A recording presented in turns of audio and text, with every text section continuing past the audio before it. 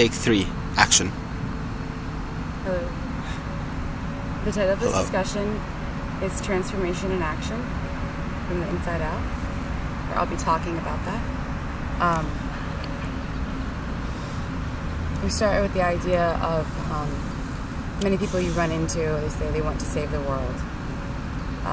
Say, it's cliche, but that's what I want to do. And people will want to have a career or the kind of life where they're making a positive difference in the world. This discussion is about essentially what we need to do with ourselves first to be able to save the world or to bring about this kind of positive change. Because we can make the assumption that if you want to save the world, you're not already. Or if you want to make a difference, you haven't already. You want to do something, but either you don't know how or you feel like you're not ready to. So you don't know the path to take to do this kind of work. But maybe you also are not the place in your life where you're ready to do that kind of work.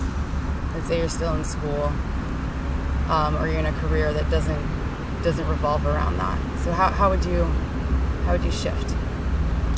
So the whole idea about the desire someone would express about wanting to save the world or wanting to make a positive change.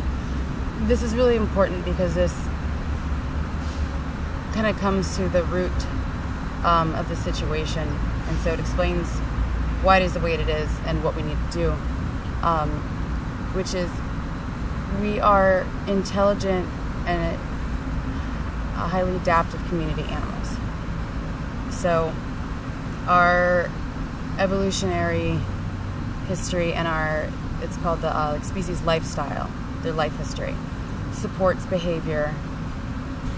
And when I say it supports your chemistry, your body, and your neuroanatomy. That's very important.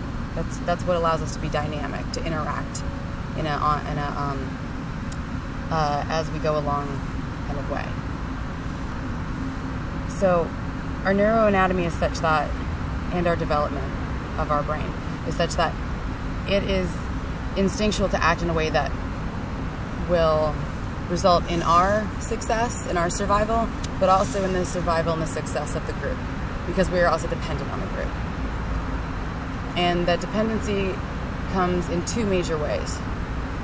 One, from the beginning, that we are conditioned and essentially trained by the group.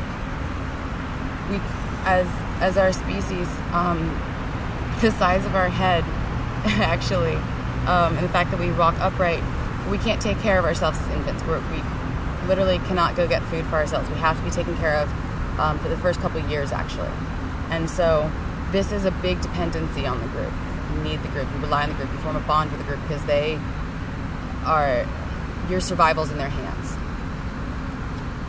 Through this interaction in the first few years, and then later on in life, because we have a long period of juvenile development, we interact with them when we model their behaviors, and we get essentially input to this complex machine that we have in our brain and in our body. So that's important. We're dependent on the group, and we're shaped by the group.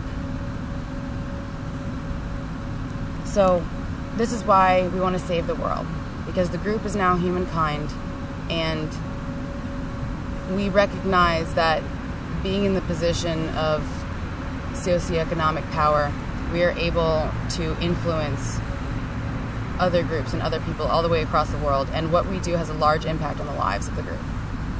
So we see things are out of balance, and we have a compulsion to want to rectify that situation.